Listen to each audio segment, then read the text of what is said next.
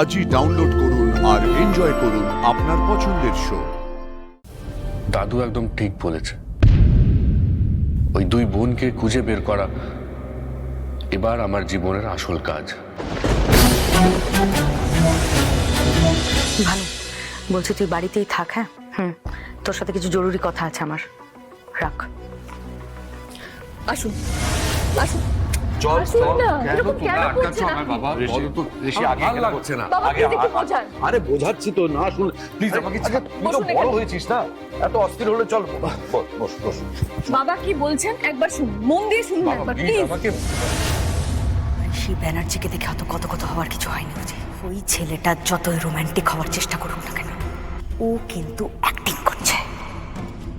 তাও বোকার মতো প্রেমে পড়লি ঋষির। আরে কি মুশকিল, আমার কথাটা ঠান্ডা মাথায় একটু শোনার চেষ্টা কর। কিন্তু আমাকে প্লিজ তুমি আরে বাবা তুই আমাকে কথাটা বলতে দিবি? আরে তুই তো আমার কোনো কথাই শুনতে চাইছিস না, আগে আমার কথাটা শোন। আরে বাবা সবকিছু ম্যানেজ হয়ে গেছে বলছি তো, মিডিয়া হাউসগুলোর সঙ্গে আমার কথা হয়ে গেছে, ওরা আর এই বিষয়টা নিয়ে জলঘোলা করবে না, এই নেগেটিভ নিউজগুলো আর ছড়াবে না। কেন বুঝতে পারছিস না?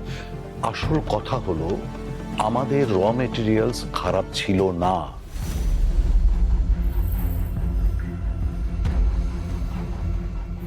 র মেটেরিয়াল খারাপ ছিল না? তবে আর বলছি কি, আমাদের গন্ডগোলটা ছিল হচ্ছে মাপে। মাপে একটা গন্ডগোল ছিল বলেই অ্যাক্সিডেন্টটা হয়েছে, আর সেটা আমরা অলরেডি রেকটিফাই করার চেষ্টা করছি। তাই? হ্যাঁ, তাছাড়া কি? হ্যাঁ রে, আরে যে বস্তির ঘরগুলো ক্ষতি হয়েছে, যারা আহত হয়েছেন, সব দিকটাই আমরা সামনে নিচ্ছি। সামনে নিচ্ছি মানেটা কি বাবা? একটু একটু খুলে বলো, ডিটেলসে বলো। আরে ডিটেলসেই তো বলছি। আরে বাবা ওদের চিকিৎসার ব্যবস্থা করা হয়েছে, ওদেরকে কম্পেনসেট করা হয়েছে। তুই বুঝতে পারছিস না? আমার সঙ্গে জিৎ বসু ডিরেক্টলি কথা হয়েছে, উনি বলেছেন এসব নিয়ে আর কোনো সমস্যা নেই, এভরিথিং ইজ আন্ডার কন্ট্রোল। এবার দয়া করে তুই একটু রিল্যাক্স হ প্লিজ। কিন্তু এভাবে আর কতদিন চলবে? ঋষির সঙ্গে যা হচ্ছে সেটা অন্যায় হচ্ছে। যারা অন্যায় করেছে, যারা অন্যায় করছে, তাদের শাস্তি পেতে হবে।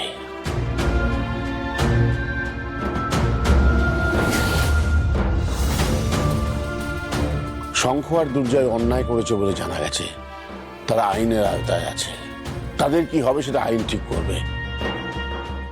কিন্তু তোমাদের আমি আর একটা কথা বলছি,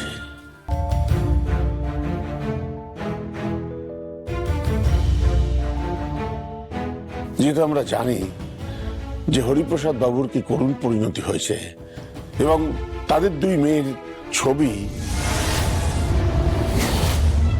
মানে যাদের মুখ ঢাকা রয়েছে ছবিতে, তাদের খুঁজে পাওয়া যাচ্ছে না বলে বলা হচ্ছে, তাদের ইমিডিয়েটলি খুঁজে বার করতে হবে।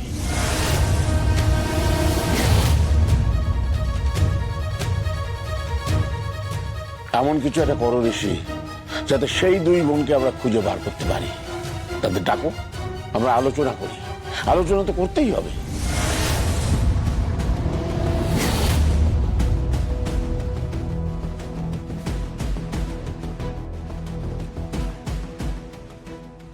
এমন যদি হয় যে ওই দুই বোন আমাদের বিরুদ্ধে বদলা নেওয়ার জন্য এইসব করছে, তাহলে তাদের জানতে হবে যে বদলা নেওয়ার মতো কারণ আমরা করিনি কিছু।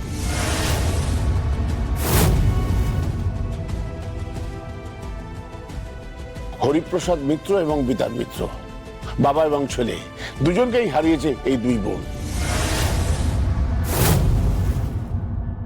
আর দুক্ষেত্রেই ঋষি দায়ী না হওয়া সত্ত্বেও ঋষিকেই দোষারোপ করা হচ্ছে।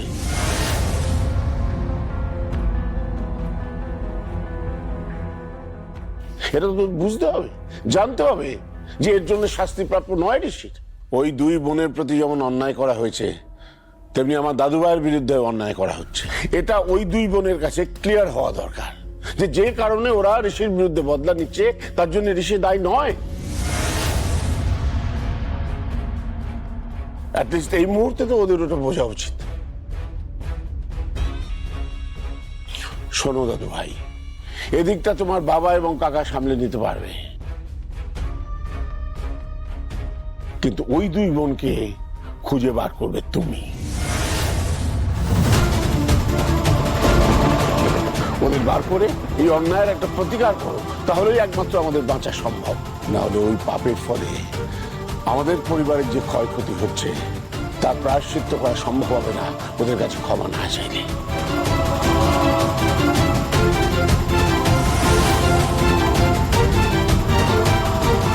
তুমি, আমরা কেউ শান্তি পাবো না। বাবা দাদার মৃত্যুর কম্পেনসেশন দিতে গিয়ে যদি উল্টে ওরা আরো রিয়াক্ট করে তখন কি হবে দাদু?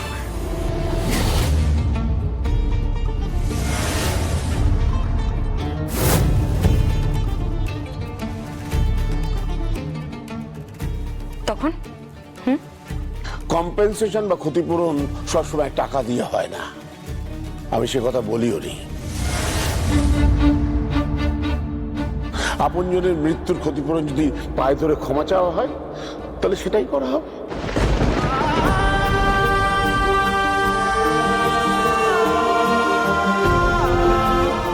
আমি কি বলছি সেটা আমার দাদুভাই বলেছে। কি বুঝেছ তো?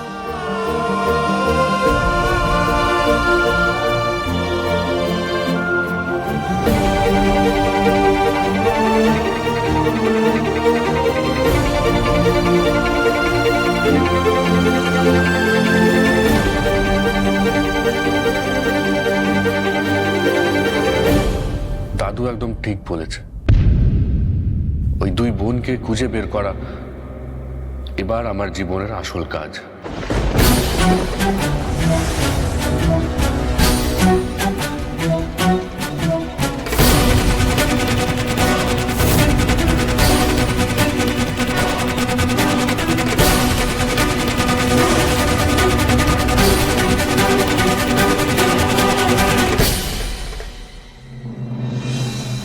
জিৎ এখনো আসেনি স্যার।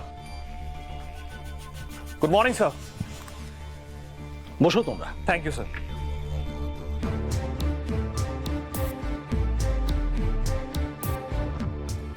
হ্যালো স্যার, আপনি আমাদের লাকি ড্র কুপনের উইনার। আপনার ফোনে একটা গুড ওটিপি যাবে, afternoon please. Sir, STI bank থেকে আপনার ম্যানেজার কথা বলছিলাম। আমাদের রেকর্ড অনুযায়ী আপনার অ্যাকাউন্টটি ফ্রিজ হয়ে গেছে। যদি আপনি চান আপনার অ্যাকাউন্টটাকে রিভাইভ করতে। Hello sir, congratulation. আপনি আমাদের লটারিতে জিতে গেছেন 1 লক্ষ টাকা। পেমেন্ট পেতে আপনার কন্ট্যাক্ট নাম্বারে যে ওটিপিটা পাঠানো হয়েছে কাইন্ডলি একটু শেয়ার করবেন। ওকে ম্যাডাম, কাজ হয়ে গেছে।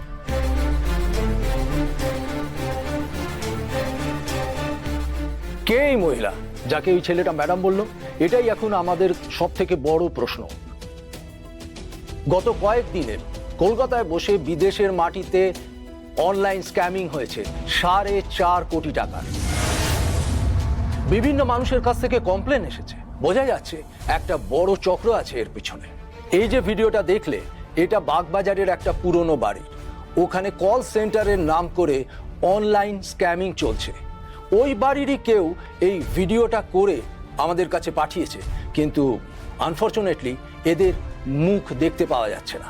এই জায়গাটা আমাদের খুঁজে বের করতে হবে এবং নজর রাখতে হবে। জানা যাচ্ছে এই সব কিছুর পিছনে যে আছে তাকে সবাই মহারানী বলে ডাকে।